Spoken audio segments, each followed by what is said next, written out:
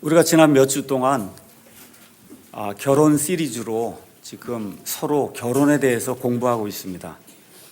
이 안에 결혼하신 분도 있고 결혼하지 않은 분도 있고 또 결혼했다가 실패해서 이혼하신 분도 있고 여러 부류의 그런 사람들이 있습니다. 그냥 저는 목사로서 여러분의 그런 사정을 고려하지 않고 그냥 하나님께서 무엇라고 말씀하시는가만 이 시간에 대언할 겁니다. 그러니까 혹시 제가 드리는 그런 말씀이 나를 두고 하는 거 아닌가, 나를 지목해서 이런 말을 하는 건 아닌가 이렇게 오해하거나 또 그래서 목사를 또 미워하거나 교회 안 나와야 되겠다 이렇게 생각하거나 그렇게 하지 마시기 바랍니다. 제가 오늘 이 자리에 쓴 것은 그냥 하나님을 대신해서 하나님의 마음을 전달하려고 이 자리에 쓴 거예요. 그래서 이 말씀이 혹시 찔림이 되거나 하면 그럼 고치려고 노력하셔야 돼요. 이건 제 말이 아니라 하나님의 말씀이기 때문에 그렇습니다. 오늘 우리가 에베소서 5장 18절에서 33절 말씀을 읽었어요. 이게 누구의 말씀입니까?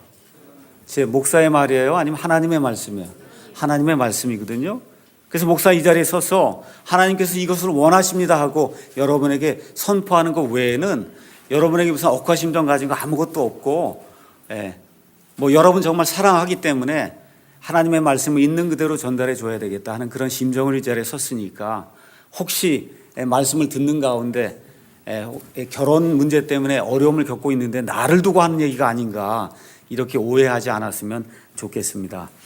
지난주에는 우리가 결혼의 목적이 무엇인가 제가 이제 말씀을 드렸고 여러분이 결혼의 목적이 무엇인가를 성경을 통해서 살펴봤습니다.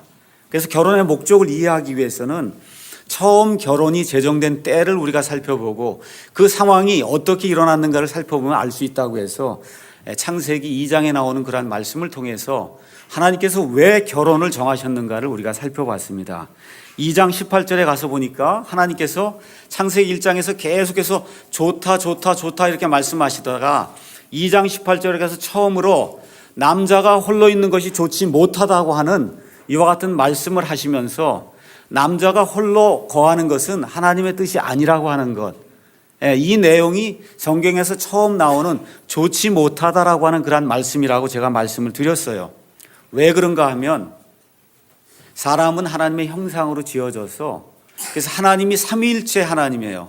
세 분이 계시는데 아버지 하나님과 성령 하나님과 그 다음에 아들 하나님이 세 분이 계시는데 한 하나님이신데 이 세 분이 서로 관계를 맺고 서로 사랑하고 서로 협조하며 서로 이해하고 이렇게 관계를 맺는 그런 분이기 때문에 이 하나님의 형상으로 지음을 받은 우리 사람도 관계가 없이는 그러면 삶을 이룰 수가 없다. 그래서 남자가 홀로 살게 되면 그러면 관계를 이룰 수가 없기 때문에 그래서 그것이 좋지 못하다 하고 하나님이 말씀해 주시는 것을 우리가 살펴보게 됐습니다. 다시 말씀드려서 나는 하나님만 있으면 돼 하고 하나님과의 수직적인 관계만 자꾸 맺으려고 하면 그건 하나님 보시기에 좋지 못하다는 겁니다. 그래서 사람은 고독이라고 하는 그런 병에 걸리면 그러면 이 세상에 돈도 많고 명예도 많고 학식도 많고 여러 가지 것들 자랑할 것이 아무리 많아도 고독이라고 하는 그런 병에 걸리면 하나님과의 관계가 심해져 좋다고 할지라도 사람은 어렵게 생활할 수밖에 없다. 그래서 하나님께서 처음에 결혼을 이렇게 제정하신 것은 이 남자가 홀로 있는 것이 좋지 못하기 때문에 그에게 합당한 조력자를 마련해 주셔서 그래서 이 둘이 하나가 될 때 하나님이 원하시는 완성된 작품이 되는 것이다. 그것이 하나님이 원하시는 결혼의 목적이다. 제가 이렇게 말씀을 드렸습니다. 그래서 하나님께서 이불을 만들어서 아담 앞으로 데리고 오니까 아담이 너무 좋아서 뭐라고 얘기해요? 이는 내 뼈 중에 뼈요 내 살 중에 살이로다. 그러니까 결혼하신 분들은 아내를 대하실 때 어떻게 하라 그랬어요? 내 뼈 중에 뼈다. 살 중에 살이다. 당신 없이는 내가 살 수가 없다. 지난주에 제가 그렇게 집에 가서 한번 하라고 말씀드렸는데 우리 남자 형제님들 다 하셨어요? 우리 자매님들 손 잡고 하셨어요 한번? 당신 내 뼈 중에 뼈요 내 살 중에 살이요 당신 없이 내가 완성이 될 수가 없습니다 하고 이야기 하셨어요 한번? 하신 분이 별로 없으신 것 같아요. 대답이 없는 거 보니까. 그럼 이번 주에 다시 한번 기회를 드릴 테니까 하나님 앞에서 이응세 어르신 아시겠죠? 예, 우리 자매님 손을 잡고 당신 없이 내가 완성이 될 수 없습니다. 했었어요. 아멘. 예. 우리 남순이 자매님 하셨다 그러네. 예. 너무 좋은 것 같아요. 예. 아니, 이렇게 이응세 어르신이 웃으시는 거 보니까 안 하신 것 같아서 제가 한번 여쭤봤더니 하셨다 그래요. 자주 하시죠? 예. 아멘. 예. 감사합니다. 예. 그래서 하나님께서 합당한 조력자로 남자와 그 다음에 여자가 서로 상대방을 위한 그런 합당한 조력자가 되도록 그렇게 만들어줘서 남편과 아내는 가장 좋은 동반자예요. 친구가 돼야 된다. 그래서 지속적으로 친구가 돼야 되고, 그래서 관계가 투명하고 정직하고 서로를 격려하고 또 서로를 긍정적으로 비판해줘서, 그래서 예수 그리스도 안에서 내 배우자가 하나님이 원하는 그런 사람이 될 수 있도록 도와주는 것, 그것이 남자와 여자의 역할이다. 그렇게 이제 말씀을 드렸습니다. 그래서 친구의 사랑은 말 그대로 공통적인 그런 관심사가 가지고, 그래서 그걸 가지고 우리 그리스도인 같으면은 그리스도인 부부들은 하나님이라고 하는, 하나님의 왕좌라고 하는, 천국이라고 하는 그런 공통의 그런 목표점을 가지고 둘이 같은 데를 바라보고 손을 잡고 나아가는 그런 관계가 그리스도인 부부의 관계다. 이렇게 이제 말씀을 드렸어요. 그래서 사회적 계급이 틀리고 성질이 틀리고 또 문화가 틀리고 인종 등이 달라도 우리에게는 같은 것이, 같은 목표가 있다고 이야기를 드렸습니다. 같은 예수님 안에서 구원받았어요. 맞습니까? 같은 피로 구원을 받았습니다. 같은 하나님을 섬기고 있습니다. 같은 성령님께서 우리가 죽을 때까지 영원토록 우리 안에 내주하고 계십니다. 맞습니까? 우리의 목표하는 그 지점이 천국이라는 데 다 동의하십니까? 그래서 우리가 모든 것들이 다르다 해도 이러한 가장 큰 목표가 우리 안에서 이미 정해져 있기 때문에 예수 그리스도 안에서는 성격이 서로 달라도 또 서로 사랑하는 어떠한 그 좋아하는 취미가 달라도 예수 그리스도라고 하는 그러한 예수 그리스도의 십자가와 그분의 보혈과 그분의 은혜라고 하는 그런 공통적인 그러한 관점들이 있기 때문에 예수 그리스도 안에서 결혼을 해서 그 목표를 두고 서로를 격려하고 도와주고 서로를 긍정적으로 비판해서 하나님이 원하는 그런 사람으로 만들게 될 때 하나님께서 이루고자 하시는 결혼의 목적이 저와 여러분의 삶을 통해서 이루어질 수 있다. 그렇게 이야기를 했습니다. 이 말씀을 드리면서 제가 26절에 있는 말씀을 드렸어요. 이것은 그분께서 말씀을 통해 물로 씻음으로 교회를 거룩히 구별하고 정결하게 하려 하시며 또 그것을 점이나 주름이나 그런 것이 없는 영광스러운 교회로 자기를 위해 제시하려 하시며 교회가 거룩하고 흠이 없게 하려 하십니다. 예수님께서 우리들의 남편이 되시고 우리 모두가 예수님의 이 처녀로서 예수님의 신부가 되는 것 여러분 이해하시죠? 근데 그 신부가 어떻게 돼야 되느냐 하면 거룩하고 흠이 없는 그런 신부가 돼야 된다는 겁니다. 그러니까 구원받은 것이 끝이 아니에요. 구원받은 것이 끝이 아니라 구원받은 것이 시작이 돼야 되는 거예요. 예수님과 구원받음으로 말미암아 예수님과의 관계가 시작이 돼서, 그래서 예수님만을 바라보고 앞으로 나아가면서 이 땅에 우리가 육체를 갖고 사는 한 성화가 계속해서 이루어져서 여기 나와 있는 그대로 예수님 앞에 서게 될 때 점이나 주름이나 그런 것이 없이 교회가 거룩하고 흠이 없는 그런 존재가 되는 것, 이것이 예수님께서 우리를 향해 가지고 계신 결혼의 목적이라는 겁니다. 그럼 우리 부부가 어떻게 해줘야 돼요? 내 아내와 내 남편을 바라보고 저 사람이 예수님이 원하시는 그런 사람이 되도록 내가 도와줘야 되겠다.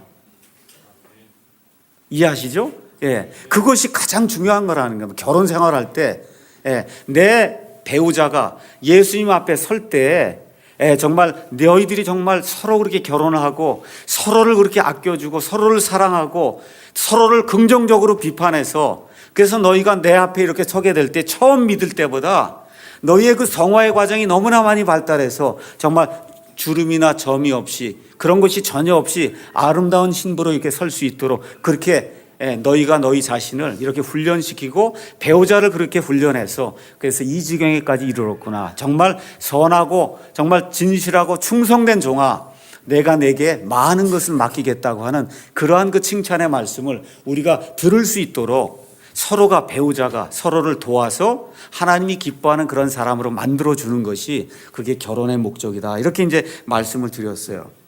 자, 오늘은 결혼 시리즈 5번째 이 날인데요. 오늘은 31절에 나와 있는 말씀, 이런 까닭에 남자가 자기 아버지와 어머니를 떠나 자기 아내와 결합하여 그들 둘이 한 육체가 될지니라. 여기에서 떠나라고 하는데 초점을 두고 결혼의 우선권이라고 하는 그런 제목을 가지고 설교 말씀을 여러분에게 드리도록 하겠습니다.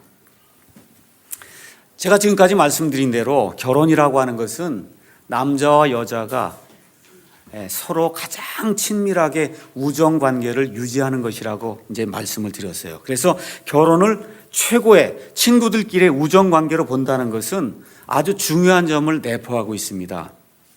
많은 사람들이 특히 한국의 경우 너무나 생활이 바쁘다 보니까 남자들이 아침 7시에 나갔다 밤 11시, 12시에 뭐 이렇게 들어오는 게 다반사거든요. 사회에서, 직장에서 그렇게 요구하기 때문에 이렇게 살다 보니까 결혼할 때 그 마음과는 달리 주변의 모든 환경에 따라서 이렇게 가다 보니까 배우자를 단순한 어떤 성적인 욕구를 채우기 위한 그런 파트너로 생각한다거나, 또 여자들도 시간이 이렇게 자꾸 지나다 보니까 남편을 그저 우리 집에 재정을 가져다 주고 하숙하는 이런 사람으로, 재정 파트너로 이렇게 생각하는 그런 경우가 굉장히 많아요. 미국에 살다 보면 가장 좋은 점이 미국에서는 5시 반 되면 퇴근합니다. 우리나라처럼 뭐 11시까지 이렇게 일하고 그런 직장은 없다고 봐도 돼요. 그렇게 하다 보니까 가정생활이 원만하게 되는 그런 집은 가정생활이 굉장히 좋아요. 그러니까 미국 같은 경우 제가 지난주에도 말씀드렸듯이 이 세상에서 가장 악한 것과 가장 좋은 것이 공존하는 그런 세계예요. 결혼생활 같은 데도 가장 악한 것 찾으면 미국에서 찾을 수 있어요. 근데 가장 좋은 것도 찾으면 미국에서 찾을 수 있습니다. 아침 8시부터 가서 일하고 저녁 5시 반이면 딱 퇴근하고 돌아오니까, 그러니까 부부관계를 원만하게 가질 수 있고 서로 시간을 나눌 수 있고 자녀들을 올바로 키울 수 있는 그런 시간이 되는데, 한국에서는 남자들이 그렇게 할 수 있는 경우가 특별한 직장을 제외하고는 거의 없습니다. 이렇게 하다 보니까 말씀드린 대로 남자는 집을 하숙으로 생각하게 되고, 또 자기 부인을 성적인 욕구를 만족시키는 그 정도로 대상으로 생각하는 그런 일이 결혼한 이후에 몇 년 지나다 보면 자연히 그렇게 되게 되고, 옆집도 그렇게 하고 저 옆집도 그렇게 하다 보니까 결혼이 이런 건가 보다 하고 20년 30년 이렇게 지나다 보면 아이들 다 큰 다음에 나이가 다 들어서 이제는 황혼 이혼이 생기는 사례가 빈번하다. 제가 이렇게 말씀을 드렸어요. 맞죠? 지금 이런 쪽으로 이제 세상이 흘러가고 있습니다. 그래서 저와 여러분이 결혼한 그런 상태에서 자녀나 부모나 직업이나 아니면 정치나 어떤 사회 활동에 참여하는 것, 취미, 또 자기 같은 그러한 그 종류의 친구들과 사귀는 것, 이런 것에 우선권을 두게 되면 그러면 가정이 파탄에 이를 확률이 굉장히 높습니다. 이런 것들에서 내가 기쁨을 얻는다. 내 배우자와 내 가정에서 기쁨을 얻지 못하고 이 배우자와 가정을 떠나 어떤 다른 것에서 나의 성취감을 느끼고 만족감을 느끼게 되면, 그러면 결혼이 파탄날 그런 가능성이 굉장히 크게 되고 하나님이 원하시는 그런 결혼의 목적을 이룰 수가 없습니다. 그러니까 다시 한번 말씀드리면, 결혼을 했는데 내 상대방 그 배우자가 저 사람이 나보다 다른 것에 더 우선권을 두네, 이렇게 생각을 하면서 시간이 점점 흘러가게 되면 그러면 결혼이 원만하게 그렇게 이루어지지 않는다는 겁니다. 배우자가 가장 중요하고 친밀한 그러한 친구라고 생각이 되면은 결혼과 가정이 여러분과 저의 이런 삶 속에서 가장 중요한 부분이 돼야 된다는 겁니다. 31절에 그래서 여기 가서 보니까 이런 까닭에 남자가 자기 아버지와 어머니를 떠나 자기 아내와 결합하여 그들 둘이 한 육체가 될지니라. 이 말씀은 창세기 2장 24절에서 하나님께서 첫사람 아담과 이브를 결혼시키시면서 하시는 그런 말씀입니다. 뭐라고 돼 있어요? 남자가 자기 아버지와 어머니를 어떻게 해요? 떠나야 되는 거예요. 혹시 여기 어르신들 가운데 이거 떠나는 걸 너무 강조하다 보면 또 우리 아이들이 우리를 구박하면 어떻게 할까 이렇게 생각하시 그런 분들이 있는데, 그런 차원으로 말씀드리는 것이 아니고 성경적으로 아버지와 어머니를 떠난다고 하는 것이 무엇인가를 제가 오늘 말씀을 드리려고 합니다. 미국에서는 18살이 되면 성인이에요. 18살까지는 어머니 아버지가 밥을 먹여줍니다. 옷을 다 사줘요. 학교 보내줍니다. 근데 일단 18살 딱 돼갖고 대학에 들어가면 등록금 대주고 옷 사주고 그런 일이 거의 없습니다. 이제 성인이니까 너가 알아서 너 이름으로 대출 받고 너 이름으로 옷 사 입고 두 학기 공부하고 여름에 가서 열심히 일해서 돈 모아서 생활하고 이렇게 시스템이 그렇게 돼 있기 때문에 아이들의 마음속에 그저 18살만 되면 집을 나가는 것이 그냥 마음속에 이렇게 고정이 돼 있습니다. 그렇게 되니까 그냥 자기 좋아하는 그러한 사람이 있으면 어머니 아버지께 와서 결혼하겠습니다. 그렇게 얘기하면 그러냐? 그럼 또 어머니 아버지도 그러냐 그러고 결혼 반지 하나 사주면 끝이에요. 그러니까 얼마나 간단한지 뭐 결혼이 어머니 아버지한테 제가 이 사람 사랑합니다. 그래? 그러면 200불짜리 20만 원짜리 결혼 반지 하나 사주면은 그러면 끝나는 거예요. 결혼식 모든 거 하는 거 다 알아서 남자 여자가 하는 거예요. 이런 사회에서는 지금 읽은 말씀 이런 까닭에 남자가 자기 아버지와 어머니를 떠나 자기 아내와 결합하여 한 몸이 될지니라 이거 이해하는데 문제가 거의 없어요. 18살이 되면 집을 떠나는 것이 너무나 정상적이기 때문에 우리 아이들 특히 잘 들어야 돼요. 우리나라가 얼마나 좋은 나라인가. 18살 넘어간다고 엄마 아빠가 집 나가라는 집 있어요? 아이들 보고 너 집 나가서 이제부터 등록금 다 해결하고 옷 다 사 입고 그런 집 있어요? 없어요? 한국에? 없어요. 한국이라든지 중국이라든지 아시아권에서는 이 부모가 아이들이 장성해서 결혼하고 결혼한 이후까지도 내가 책임져야 되겠다. 아주 그렇게 생각하는 부모들이 굉장히 많습니다. 맞죠? 이런 사회 속에서 여기 가서 보니까 남자가 자기 아버지와 어머니를 떠나라고 얘기하는 이런 말씀을 이렇게 들을 때 야, 이거 좀 너무 야속한 말씀이 아닌가 이렇게 생각이 들 수도 있습니다.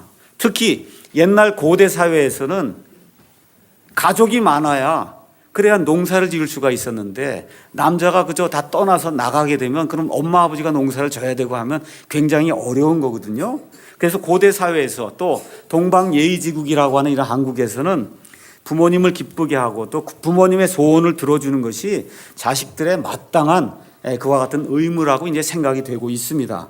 또한 그래서 어떤 경우에는 많은 경우에 부모나 또는 조부모의 의견을 따라서 결정을 하는 그러한 사례들이 많이 있습니다.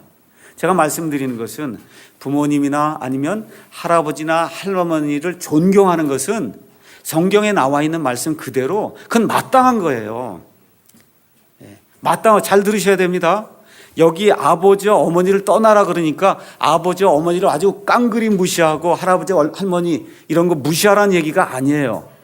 저와 여러분이 진정한 그리스도인이라 그러면 어느 누구 믿지 않는 세상 사람보다 아버지와 어머니를 존경하고 할아버지와 할머니를 존경하는 그와 같은 좋은 유산을 우리가 지키고 우리가 물려줘야 될 그런 좋은 유산입니다. 사실 청년기에 이를 때까지 아버지와 어머니의 헌신이 없으면 제대로 성장할 사람이 아무도 없어요. 부모의 헌신적인 그런 사랑이 없으면 어떻게 저희가 클 수가 있었겠습니까? 그런데 하나님께서는 첫사람 아담과 이브를 처음 만드시고 나서는 그 다음에 하시는 말씀이 그럼에도 불구하고 뭐라고 말씀하시는 거예요? 이런 까닭에 남자가 자기 아버지와 어머니를 반드시 떠나야 된다는 겁니다. 여러분 한번 가셔서 여기 에베소서 6장 말씀 한번 보도록 하겠어요. 에베소서 6장 1절 2절에 있는 말씀 한번 보도록 하겠습니다. 제가 읽겠습니다. 자녀들아 주 안에서 너희 부모에게 순종하라. 이것이 옳으니라. 내 아버지와 어머니를 공경하라. 그것은 약속 있는 첫째 명령이니 이는 내가 잘되고 땅에서 장수하게 하려 함이다. 이 말씀 하나님의 말씀 맞습니까? 예, 그럼 창세기 2장으로 가서 한번 읽어보겠습니다. 창세기 2장 28절에 있는 말씀 23절 4절에 있는 말씀 같이 읽도록 하겠습니다. 다 같이 한번 읽어보겠습니다. 그러므로 남자가 자기 아버지와 어머니를 떠나 자기 아내와 연합하여 그들이 한 육체가 될지니라. 이거 하나님의 말씀 맞습니까? 예, 이 둘이 지금 상충하는 것 같은데 상충하지 않는다는 거예요. 예, 그 말씀을 잘 이해를 하시고 오늘 제 설교를 들으시면 남자가 자기 아버지와 어머니를 떠난다는 것이 무엇이고 아버지와 어머니를 존경하는 것이 무엇인가를 분명히 구분해서 알 수가 있습니다. 지금 하나님께서 말씀하시는 것은 남자와 여자가 결혼을 해서 한 가정을 이루게 되면 그 전에 있던 아버지와 어머니, 또 이쪽 여자 쪽에도 아버지와 어머니가 있잖아요. 거기에서 완전히 분리가 된 새로운 개체가 된다는 거예요. 하나님이 보실 때에는 옛날에 아버지 어머니 밑에 있던 사람이었죠. 여기 남자도, 이쪽 여자도 아버지 어머니 밑에 있던 사람이었어요. 여기서 나와갖고 남자와 여자가 한 몸이 딱 되는 그 순간부터는, 그때부터 하나님이 보실 때 여기 엄마 아버지도 한 유닛, 한 단위로 보시는 거고, 이쪽에 어머니와 아버지도 한 단위로 보시는 거고, 여기에서 나와서 서로 한 몸이 된 이 새로운 부부, 나이가 30살뿐이 되지 않았지만 하나님께서는 이 새로운 부부도 한 유닛으로 보신다는 뜻이에요. 한 단위로 보신다는 뜻입니다. 다시 말씀드려서 남편과 아내는 새로운 한 개체로서 누구에게 최우선권을 둬야 되냐? 하나이기 때문에 남편과 아내에게 최우선권을 둬야지, 남편과 아내가 다닌 다른 것에 아니면 다른 사람에게 최우선권을 두면 그러면 문제가 생긴다는 겁니다. 결혼 생활에 문제가 생긴다는 거예요. 어머니와 아버지를 존경하지 말라 그런 얘기가 전혀 아닙니다. 어머니와 아버지를 존경하되 최우선권은 누구에게 둬야 된다고요? 남편과 아내에게 둬야 된다는 겁니다. 그래서 여러분이 가지고 있는 사랑과 에너지와 여러분이 가지고 있는 모든 열정을 아버지 어머니를 섬기는 데 물론 써야지요. 당연하죠. 그럼에도 불구하고 가장 많은 에너지와 가장 많은 열정과 가장 많은 돈을 자기 아내를 위해서 써야 된다는 거예요. 자기 남편을 위해서 써야 된다는 거예요. 그렇게 될 때 하나님이 원하시는 그와 같은 결혼 생활이 부부간에 원만하게 이루어질 수 있다는 겁니다. 그러니까 지금 이 세상에는 배우자를 대체하는 것들이 굉장히 많아요. 어떤 사람은 술이 배우자를 대체합니다. 술 먹는 것, 그것이 배우자보다 더 좋다고 생각하는 사람이 있어요. 담배 피는 게 내 배우자보다 좋다. 또 음란물을 보는 것, 또 이렇게 하다가 결국은 밖에 나가서 외도하는 그런 경우도 많이 생기거든요. 이런 것 다 나쁜 것들이에요. 이런 나쁜 것들이 자기의 아내나 아니면 남편을 대신하게 되면 그러면 결혼 생활이 파탄에 이를 수밖에 없습니다. 근데 저와 여러분이 기억해야 될 것은 이렇게 나쁜 것만이 결혼 생활을 방해하는 게 아니라는 거예요. 좋은 것들도 저와 여러분의 결혼 생활에 방해물이 되거나 하나님이 원하시는 그러한 결혼의 목적을 이루지 못하게 만들 수 있다는 거예요. 예를 들어 아내가 이렇게 말하면 그러면 결혼 생활에 문제가 있는 거예요. 제 남편에게는 시부모님의 의견이 제 의견보다 훨씬 더 중요해요. 언제나 제 남편은 제 말은 듣지 않고 시부모님의 말씀만 듣습니다 하고, 아내가 카운셀링 할 때 카운셀러에게 그 말을 자꾸 늘어놓는다고 하는 것, 그 문제가 있다는 겁니다. 또 남편이 하는 말을 또 들어보세요. 제 아내는 나는 챙기지 않고 애들만 챙깁니다. 그래서 아이들 교육, 각종 프로그램, 아이들 활동하는 거, 음악, 태권도 뭐 이런 거에만 관심이 있고 저는 챙겨주질 않아요. 제가 말하면 그냥 건성으로 듣고요. 아내로서의 역할보다는 엄마로서의 역할 하는 것만이 자기의 역할이라고 생각합니다 하고 카운셀러에게 아니면 목사에게 그 불평을 이렇게 늘어놓기 시작하면 이게 문제가 있다는 겁니다. 또 어떤 사람이 있어요. 제 남편이나 제 아내는 직업을 저보다 훨씬 더 중요하게 여겨요. 그래서 온 에너지와 자기의 온 영과 혼을 직업에서 성공하는, 이 세상에서 성공하는 데만 쏟아요. 제게는 관심을 보이지 않습니다. 이렇게 되면 그러면 하나님이 원하시는 그런 결혼의 목적을 이룰 수가 없다는 거예요. 그러니까 다시 말씀드리면 많은 부부들이 결합하는 일은 하는데 떠나는 일을 하지 못하기 때문에 결혼 생활에 문제가 될 수 있다는 겁니다. 제가 말씀드렸듯이 여기 에베소서 6장 1절에서 3절에 있는 것처럼 부모님을 기쁘게 하고 부모님을 존경하고 부모님에게 예의를 갖춰서 모든 일 하는 것은 우리 그리스도인들이 믿지 않은 사람들보다 훨씬 더 많이 해야 될 그런 일입니다. 근데 부모를 공경한다는 것이, 그것이 배우자에게 영향을 주면서까지, 나쁜 영향을 주면서까지 그 일이 이루어지게 되면 그러면 결혼에 문제가 생길 수 있다는 거예요. 제 가정의 이야기를 제가 잠깐 하도록 하겠습니다. 저희 아버지는 이제 이북에서 내려오셔서 호를 다니시느라 아무도 없어요. 친척이 아무도 없습니다.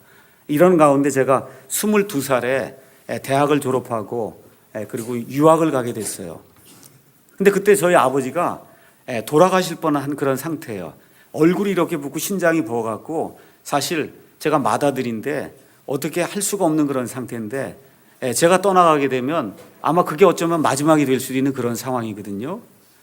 그래서 이거 유학을 가야 되나 가지 말아야 되나 굉장히 고민할 때 아버지께서 내 삶은 내가 사는 거고 내가 살고 죽는 것은 하나님의 손에 달렸기 때문에 나 생각하지 말고 가라. 그리고 비행기표를 사줘서 그래서 제가 유학을 떠났어요.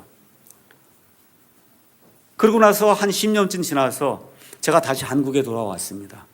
원래 저는 감리교에 다녔고 한 30년 이상을 감리교도로 살았고 저희 아버지가 감리교 장로님이고 제 처의 경우도 외삼촌이 감리교 감독을 지냈고 완전히 그냥 감리교 사람들이에요. 근데 여기 와서 보니까 도저히 교회 갈 수가 없어요.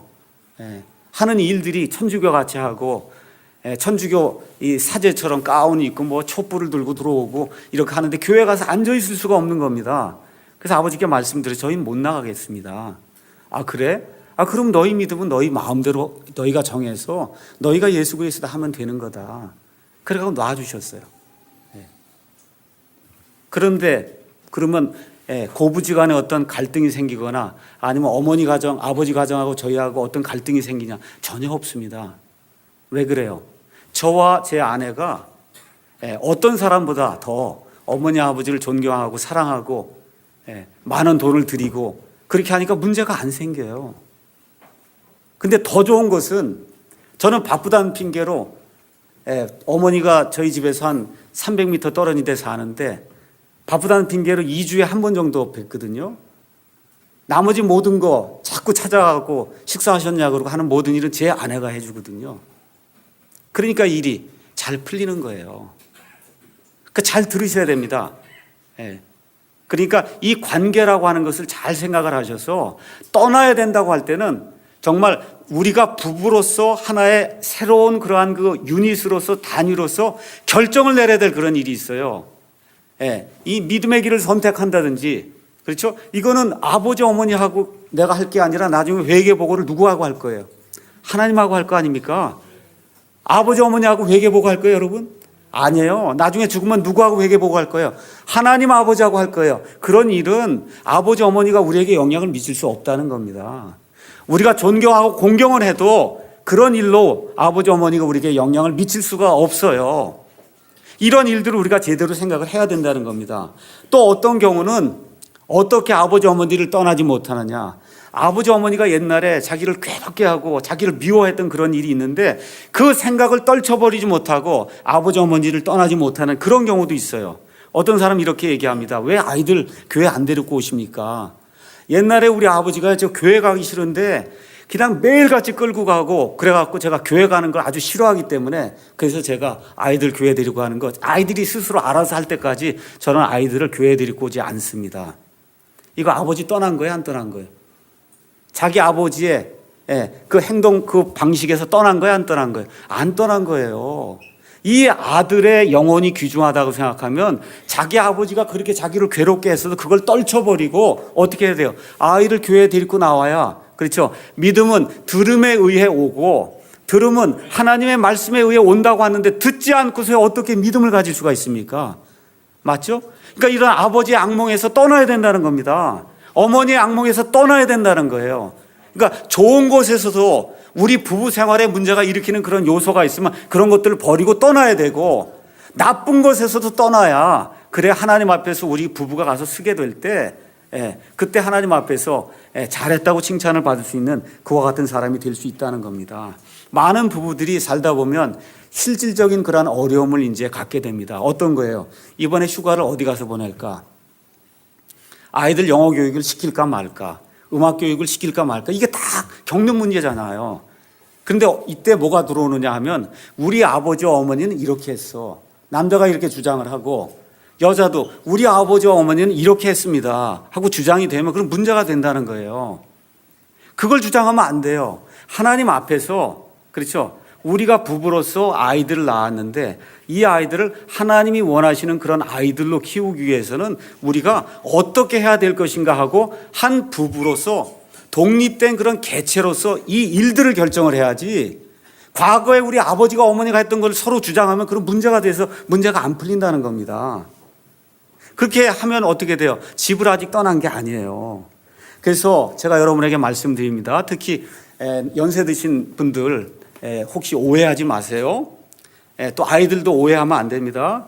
부모님에게 내가 감당할 수 없는 것까지 너무 많은 걸 약속하면 그런 부부관계에 문제가 생깁니다. 그게 장인 장모님이든 아니면 시아버지 시어머니든 아니면 자기 아버지 어머니든 내가 감당할 수 없는, 우리 부부로서 감당할 수 없는 그런 것을 엄청나게 부모에게 약속하면, 또 부모가 그것을 기대하면, 그러면 그 아들과 딸의 결혼 생활을 망치게 되는 그런 일이 생긴다는 겁니다. 또 둘째, 아이들에게 우리가 할 수 없는 그러한 엄청난 것을 너무 많이 약속하게 되면 그런 부부 생활에 금이 가게 돼요. 요새 우리가 아이들 많이 낳지 않습니다. 아이들 많이 낳지 않다 보니까 아이들에게 모든 걸 집중해서 돈을 쓰거든요. 근데 그렇게 돼서 나온 결과가 뭐예요?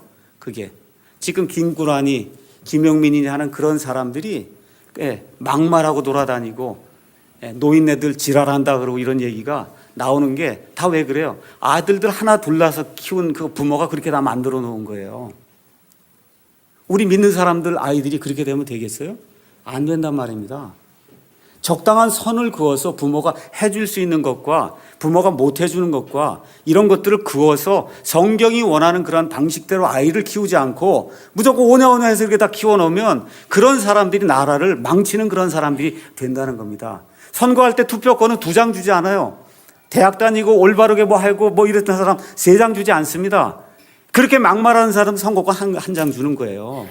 제대로 한 사람도 1장 주고, 그렇게 하는 사람이 온 세상에 많아지면 이 나라가 망하는 겁니다. 예수 믿는 건 믿을 수가 없는 그러한 속박을 받는 그러한 사회가 이루어질 수밖에 없는 거예요. 그러니까 우리가 할 수 없는 그런 것까지 아이들에게 약속을 하면 문제가 생긴다는 거예요. 또한 부부간의 사랑이 식은 것을 부모 자식 간의 사랑으로 대체하려고 하면 문제가 생겨요. 잘 들으셔야 돼요. 부부간의 사랑이 식은 것을 그거를 제대로 다시 살려야 되겠다는 생각을 안 하고 아이들과의 관계를 통해서 내가 이 대리 만족을 좀 얻어야 되겠다, 이것이 깊어지게 되면 그럼 부부관계가 오래 지속될 수가 없습니다.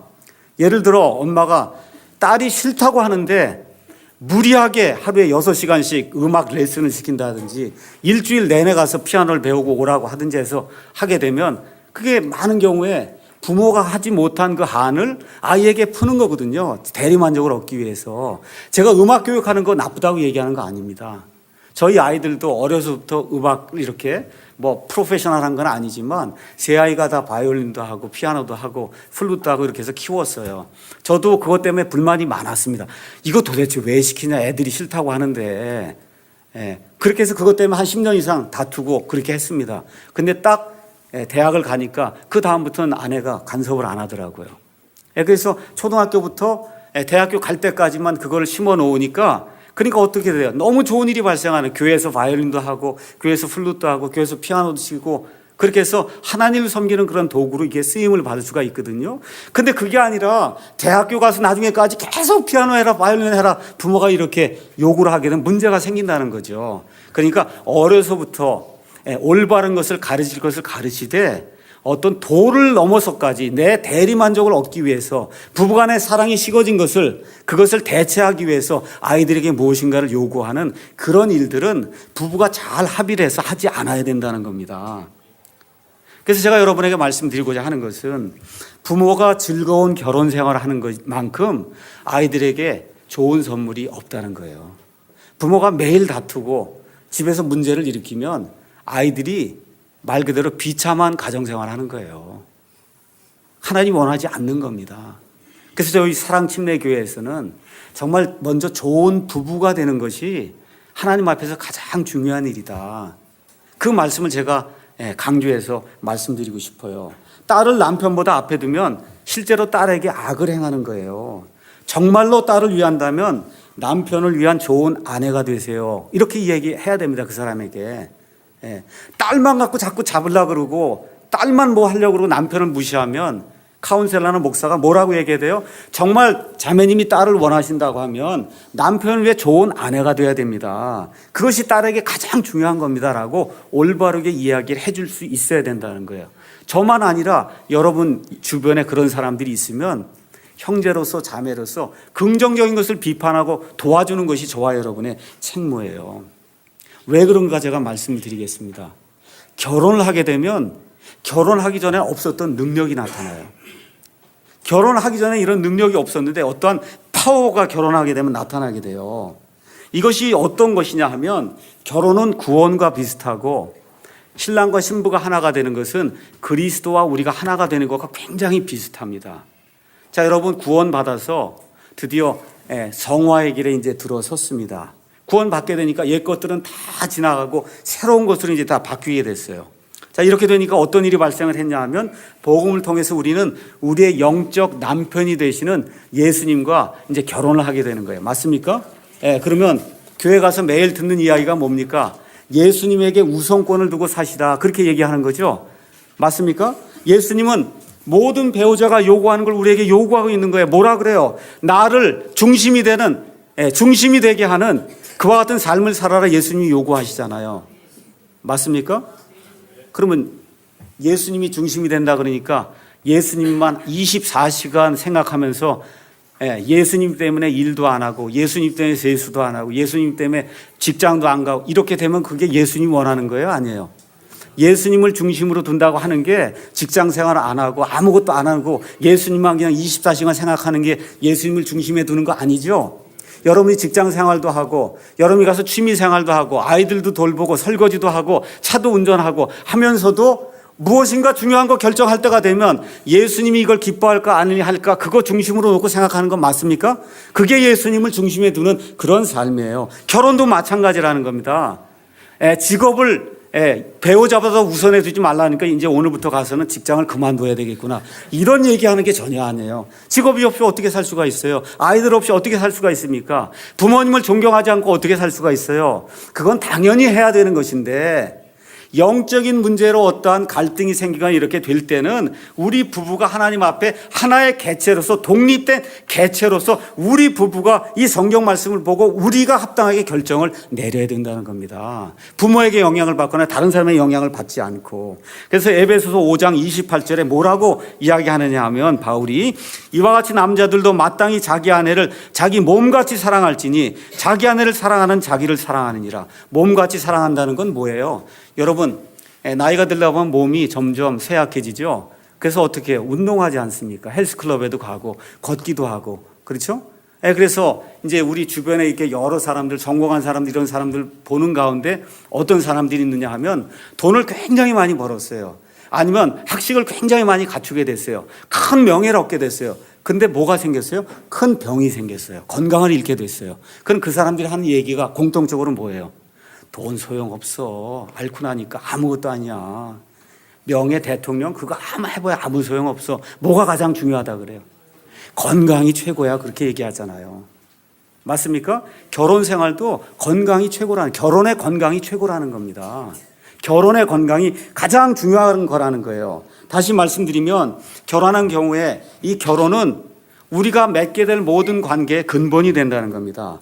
그래서 하나님이 만들어 놓으신 그 틀로 우리가 들어가게 되면 그러면 하나님의 방법대로 우리가 규제를 받게 되고, 이렇게 규제를 받다 보면 결혼 전에는 없던 엄청난 그러한 그 결혼의 파워가 우리 안에서 작용을 하게 되는 거예요. 다시 말씀드리면 하나님이 결혼을 창시하셨기 때문에 내 주장대로 결혼을 이끌고 가거나 부모의 주장대로 결혼을 이끌고 가면 그러면 파탄에 이를 가능성이 크다는 겁니다.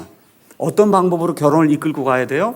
하나님이 원하시는 방법. 하나님이 원하시는 방법은 뭐예요? 자기 부모를 떠나야 된다는 겁니다. 이거 그러면 남자만 떠나라는 거 아닙니까? 이렇게 이야기하시는 분들이 있어요.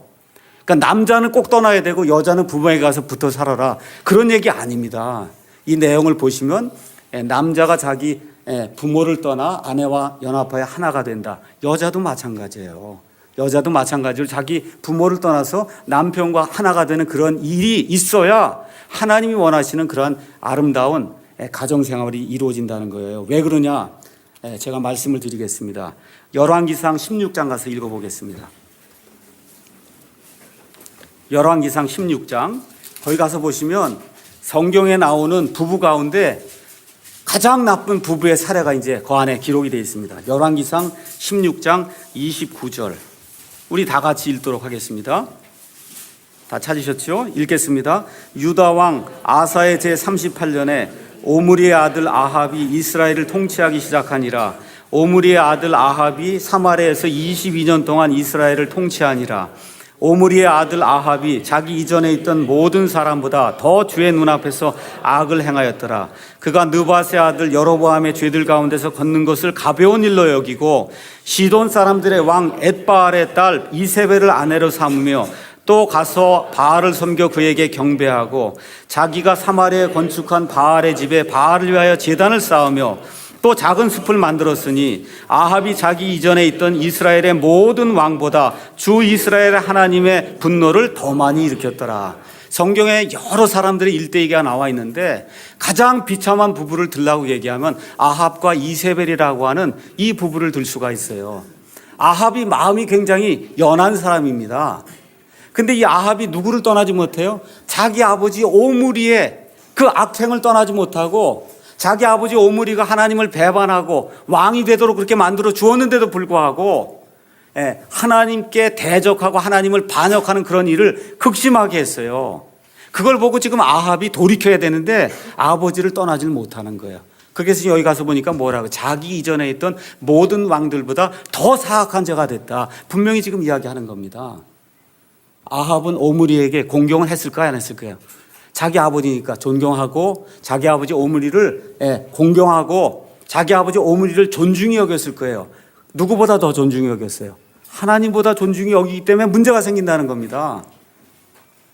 그래서 누구를 아내로 취했어요? 여기 가서 보니까 시돈 사람들의 왕 엣바알의 딸 이세벨을 아내로 취했다. 자, 그럼 이세벨이 이제 드디어 이스라엘 백성의 왕비로 온 거예요. 그럼 자기의 모든 것을 다 버려두고 이스라엘의 왕비로 왔으면 자기 남편이 섬기는 여호와 하나님을 섬겨야 되는데 또 누구를 섬기는 거예요? 바알을 섬기는 거예요. 그러면 자기 아버지의 것을 버리고 떠났어요? 아니면 그대로 유지하고 지금 있는 거예요? 그대로 유지하고 있는 거예요. 그러니까 왕과 왕비가 바알을 섬기니까 이스라엘 온 백성이 옳다구나 하고는 온갖 장소에다가 바알을 섬기는 그와 같은 산당들을 만들어서 하나님이 미워하시는 그런 일들이 흥왕하도록 그렇게 만들었어요. 이들의 마지막이 어떻게 됐어요? 아합은 나중에 시리아 사람들하고 싸움하다가 죽어갖고 그 피를 개들이 와서 핥아먹는 그와 같은 일이 생겼고 이세벨은 나중에 죽어서 이 땅에서 이제 땅으로 떨어졌는데 개들이 와갖고 이세벨의 모든 몸뚱이를 뼈까지 다 먹어버리고 뭐만 남았다고 기록이 돼 있어요. 두개골 하나만 남았다고 그렇게 기록이 돼 있어요. 왜 그래요? 하나님을 섬기는 그런 일에서 자기 부모를 떠나지 못했기 때문에 그래서 이 아합과 오므리라고 하는 이런 사람이 이런 비참한 그런 생애를 맞이하게 되고 영원히 지옥 불소로 갈 수밖에 없는 그와 같은 생활이 그 사람들에게 이루어졌다는 겁니다. 왜 그래요? 결혼을 하게 되면 파워가 생겨요. 무슨 파워가 생기냐? 잘 들으세요. 결혼 생활이 행복하면 이 세상의 모든 것이 내게 불리해도 그것을 이기고 나갈 수 있는 능력이 생깁니다. 남편과 아내가 한 마음이 되고 남편과 아내가 서로 사랑하게 되면 돈이 없고 명예가 없고 나가서 생선장사를 해도 마음에 기쁨이 생기는 거예요. 이걸 이길 수 있는 그런 마음이 생기는 거예요. 그런 능력이 결혼이 되면 생기는 겁니다. 그런데 또 어떤 능력도 생기느냐? 돈이 많습니다. 재산이 많아요. 또 뭐 명예도 많고 정말 지식도 많고 그런데 결혼 생활이 완전히 망가지면 그 사람 아무리 좋은 게 있어도 그 사람의 인생은 끝이 나는 거예요. 그 결혼의 능력이에요, 그게. 그러니까 결혼을 잘해야 돼요. 제가 다시 한번 말씀드릴게요. 결혼을 잘해야 됩니다. 제가 늘 제 아내에게 결혼을 제가 잘한 것 같다. 그렇게 내가 말하거든요.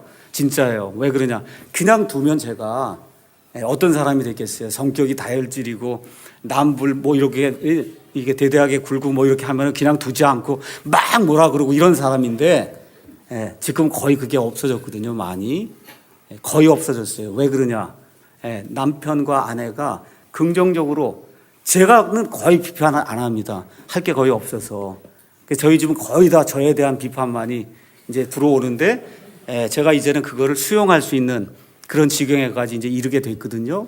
그러니까 이런 거 얘기할 때는 이렇게 조심하고 이런 거 할 때는 이렇게 하고 약한 사람들도 배려하고 이거 얘기하라 그러면 듣기 싫죠. 처음엔 그게 뭐가 맞냐. 그런데 그게 한 10년 15년 흐르다 보니까 다 맞는 얘기거든요. 그리고 어떻게 해요? 수용을 한단 말이에요. 그러니까 결혼 생활이 행복하고 기쁘고 그렇게 되다 보니까 하나님께서도 복을 주셔서 우리 부부의 결혼 생활이 즐겁고 행복하니까 교회가 잘 되잖아요. 우리 부부가 마음이 하나가 안 되면 이게 교회가 되겠습니까, 여러분?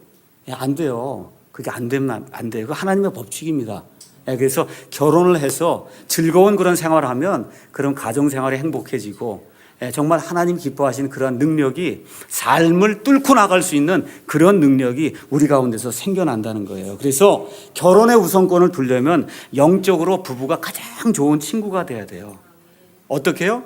영적으로 좋은 친구가 돼야 돼요.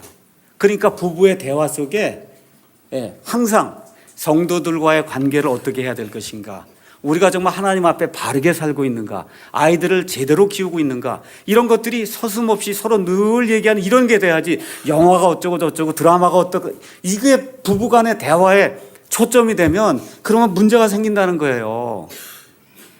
제 말 이해하시겠죠? 저희 부부를 보면 알 수가 있어요.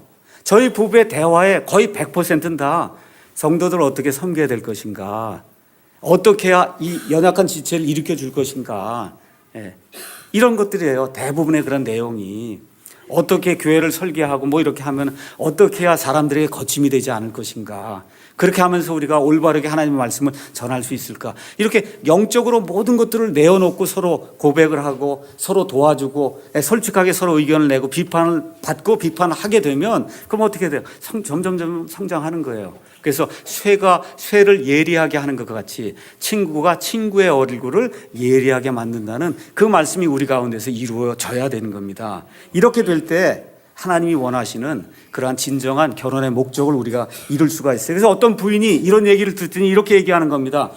그냥 결혼은 행복이 다 끝인 줄 알았더니 행복한 결혼 생활 하려면 정말 많은 노력이 있어야 되겠군요. 맞아요. 결혼을 행복하게 하려면 서로가 많이 노력해야 됩니다.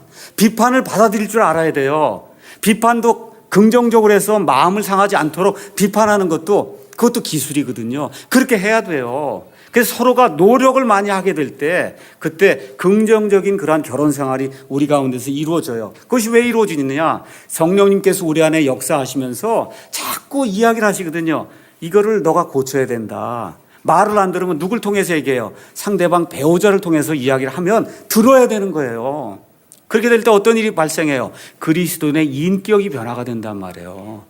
그래서 사랑과 기쁨과 화평과 오래 참음과 부드러움과 그렇죠? 믿음과 이 온유와 같은 그런 하나님의 모든 그 인격이 우리 가운데서 부부가 우리를 자꾸 서로 상대방이 서로를 예리하게 깎아주니까 그렇게 되니까 어떻게 돼? 하나님이 원하시는 그런 인격체로 자라나게 되니까 가정생활이 행복해지는 거예요. 그러니까 교회 생활 행복해지려고 노력하면 안 됩니다. 먼저 여러분과 제가 힘써야 될 것은 가정생활이 행복해져야 돼요. 그럼 교회 생활은 그냥 자동적으로 행복해집니다. 믿습니까?